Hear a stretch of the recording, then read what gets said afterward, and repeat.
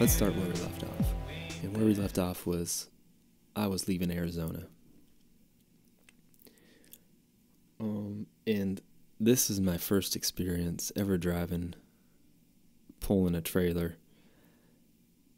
And as soon as I get onto the freeway, I quickly learn that this old trailer is not the best thing to be, to really be driving.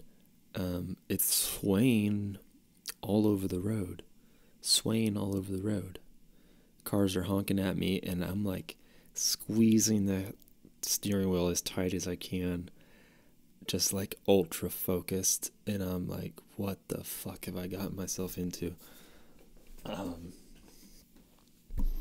I just had to, I just had to keep driving, and you kind of figure out the little nuances of how to drive a trailer as you go. So after that first little bit of driving, everything, it was pretty smooth. I made a stop to get gas, just right outside of El Paso. And I get gas, and there was a donut shop, so I got some donuts. And then I get back on the road, and the truck shuts off. I was going like 65, and the truck just shuts off. And I'm like, are you fucking kidding me? I've gone all this way, I've done all this work, and now I'm breaking down right outside of El Paso. So, was it El Paso? I don't know if it was El Paso. Maybe, I'm pretty sure it was El Paso. Anyway, I'm like, fuck, man. So I figured maybe the truck just got hot, so I let it cool down. And the sun at this point was down. The sun had gone down. So I tried to start the truck back up, and it started right up. So I was back in business. And I keep driving. And on the next gas up, it was probably daytime by this point when I got to the next state, or the next, like, whatever stretch, and it did it again. This time I was near, I was in Texas, the town that the kid lives in that movie, Odessa. How far is your school from Odessa? What's that movie? Friday Night Lights. I was in Odessa, on the side of the highway in Odessa. And I was kind of like, at that point, I was like, okay, this is just like gonna be a thing. It stops and it starts. So I thought maybe it was the fuel. I'm trying to like do a diagnostics. And I thought maybe it's the fuel pump. I don't know. So I go, there's an auto store, and I buy a fucking fuel pump, and I couldn't get the old fuel pump off, so I ended up returning the fuel pump. And I ended up just hanging out in Odessa, which was not a great place to hang out in. But once the sun went down, I started driving, and that was the key to drive at nighttime when it's not hot and when the truck isn't under any kind of stress. So I just drove as fast as I fucking could at night. And there came a point where I had to go up there was a roadblock, and they detoured us up this huge fucking side of this mountain now, and as I'm getting to the detour, I'm like, please don't be of this side of that mountain. Please don't be of this side of that mountain. Because at that point I knew, like, this thing does not do inclines very well. So it was the side of the mountain, and I'm not kidding you. I didn't even get like halfway up this fucking thing, and I'm like flooring it, and I'm going 10, and there's cars behind me, and they're honking, and I'm kind of scared. So I pull over and hope that the truck doesn't fucking roll away. and it was raining as well. It was not a good thing. So I pulled over, and I think I slept for like, I don't know, a couple hours maybe. And then I woke up and I pumped myself up. I was like, let's fucking go. You just gotta fucking do it. Like, pedal to the metal and just go. You have to make it up this hill. So I did, and it took a little bit of time, and the truck got a little hot, but I made it. And then I was on to the next part of this fucking journey.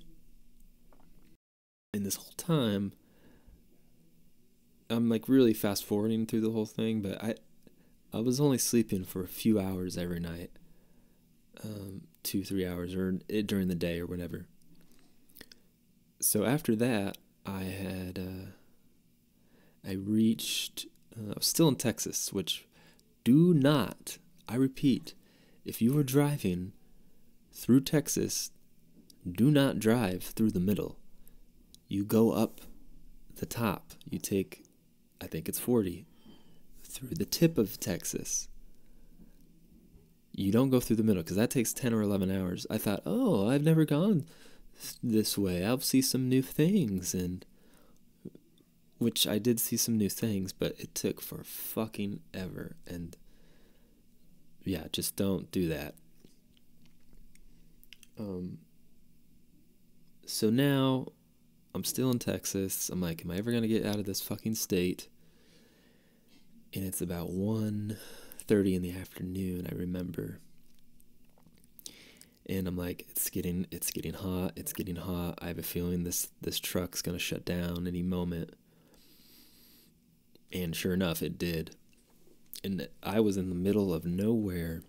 Really, there was a field, huge field, with like cows and shit, and like some farm. And so I pull off the highway and I pull onto a dirt road. And I followed this dirt road, and then all of a sudden there was like all these tall trees everywhere, and it was really nice.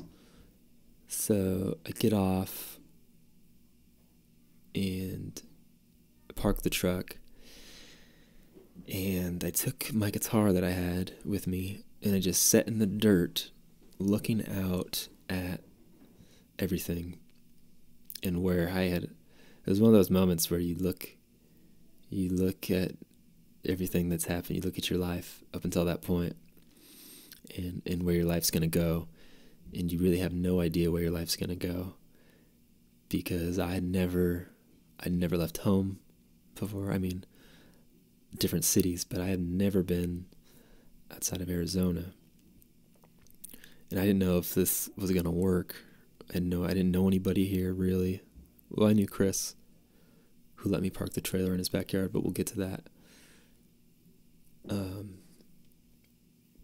yeah, I just had to kind of stop and think, like,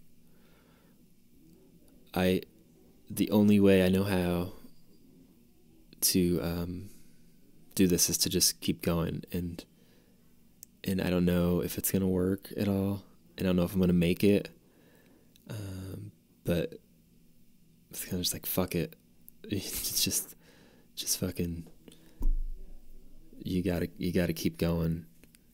And it was the only time, like, at that point I was done stressing about breaking down, because I had nowhere to be. I didn't have anybody to, like, there's nobody counted on me to be anywhere.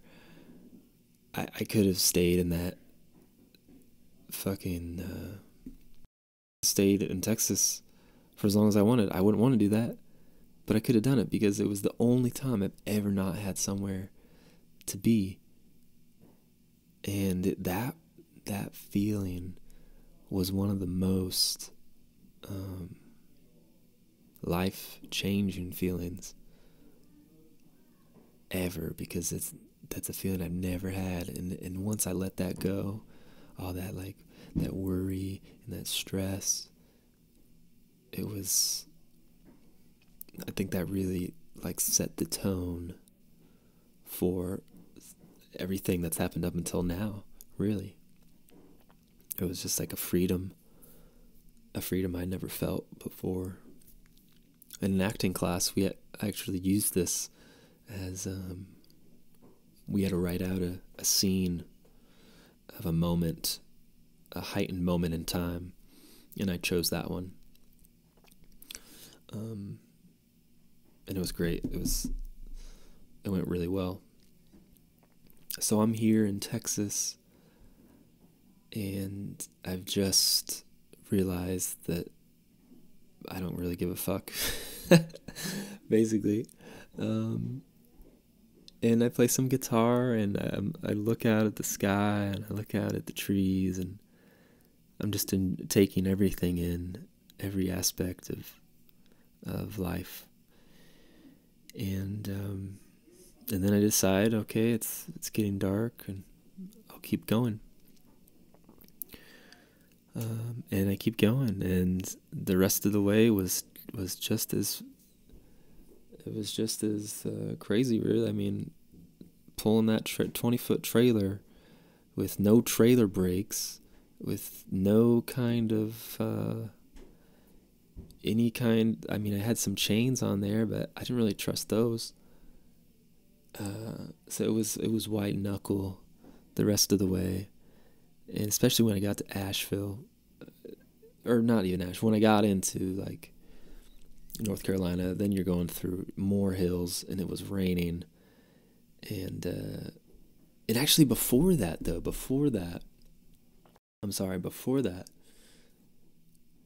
I hadn't slept besides a nap in a long time. And as I'm driving, and if you've ever taken a long drive, you've probably felt this. As I'm driving, I'm not joking, I see a giant hand come out of the sky and start picking up cars and throwing them, and I'm getting closer to the hand, and it's gonna fucking chuck me. And so I had to stop and pull over. I knew what I was seeing wasn't real, but I was still seeing it, and that was scary. So I had to pull over quick and find a place to sleep. And that ended up being in some industrial area. And I slept for like 4 hours, and then somebody knocks on the trailer window and shining a flashlight, and immediately I'm like, oh fuck, the cops. So I wake up, and he's asking me questions. And it was in Tennessee. Yeah, because I was in Memphis. And I thought it was the cops, so I'm like, yes, sir, yes, sir, yes, sir. I'm sorry, sir. I was just sleeping, sir. And it's just some, like, dude, I don't realize this after, but it's just some security guard. Because I realized he didn't have a badge, but he was like, what are you doing? Why are you here? Why are you in this trailer? In an not abandoned, but in an industrial complex on the weekend, on a Sunday. And he's like, you need to be careful because this is Memphis, and it's a little different here, and you will get fucking robbed. And I said, yes, sir, yes, sir. Right away, sir. Leaving as quick as I can, sir. And as I'm driving, I'm like, wait a minute. That was not a fucking cop. He would not have told me that. Well, maybe he would have. But he didn't have a badge. He was in a regular car, but I was like half asleep. So that was pretty fun. That was my Memphis experience. Okay, so fast forward. Now we're back in Asheville. Get to Asheville, and I had already arranged to stay with a good fella, who I had met when I came to visit Asheville. I stayed at a hostel. He worked at the hostel. And we kind of like hung out the 2 weeks I was there, as much as you can hang out with someone who works at a hostel. And just kind of kept in touch, I guess, from the time I was visiting till then through on Facebook. And as I was about to leave Arizona, I said, hey man, I got this trailer. I'm looking for somewhere to put it. Do you have any ideas? And he's like, yeah, I actually just got a house with a backyard. You should put it here. And I was like, fuck yeah. That's huge. So he let me, and this dude hardly knew me then, which just goes to show how great of a guy Chris is. Chris is going to be on here at some point. He's a musician, he's a poet, and just a really good dude. So Chris lets me put the trailer in his backyard and charges me very, very little rent per month, and lets me use his shower, his kitchen, pretty much whatever I want in the house. And I lived in that trailer for 6 months. And it was like, I had every fucking thing I need, and I had nothing. I had a desk. I had a bed. I had a small clothes rack attached to the wall. And a guitar and the laptop. And I found this little couch that was like a wicker thing and put it in there. You'll see on the photo, on the thumbnail, if you're watching on YouTube. And that was all I needed. And it was fucking amazing. And if anyone's listening to this and is ever considering maybe doing something like this on their own, or even just like downsizing their life, please do it, because you don't need half the shit that you have now, and you'll quickly come to appreciate what you do have when you have very little. I think everybody should, in some form, should downsize their life. I'm not saying everybody has to go live in a trailer and build a trailer, but really think about, what, am I buying shit just to fill up a wall, or to take up space? At least that's what I did. And yeah. So, in conclusion, if you want a tiny house and want to go a cheaper route, but maybe a sketchy route, search Craigslist. You might be able to find a cheap used travel trailer. And in investigating this travel trailer, things you should really pay attention to are the walls rotted? Is the ceiling rotted? How's the framing look? How's the roof look? How's the actual trailer itself look underneath? And you should also, you need tools. You gotta buy tools. I bought like $500 worth of tools. And you gotta have the tools. And you need somewhere to park it. And you're gonna need time. And don't think you're gonna get it done in 3 or 6 months. And you need to be very patient. And YouTube. I can't tell you how much I YouTubed how to do this, how to do that, DIY this, DIY that. Man, I spent a lot of nights just fucking stressing out over how the fuck does solar work? How am I don't even understand what you have to use. You have to use batteries. You have to have an inverter. What does this all mean?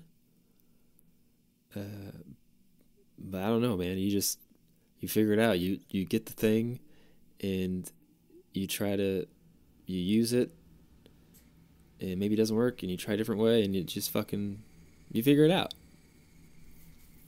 That's basically it. You figure it out. So that's gonna wrap it up. Thank you for listening to this 2-part series here on the Travis Brown podcast. If you're still listening, I really do thank you, and am honored that you've sat through 43 minutes and 30 seconds of me talking about this stuff. And I hope until we hear from each other or see each other again, that you have a great week and a great day, and go out and make someone smile, make someone's day. Thank you for listening. Bye bye.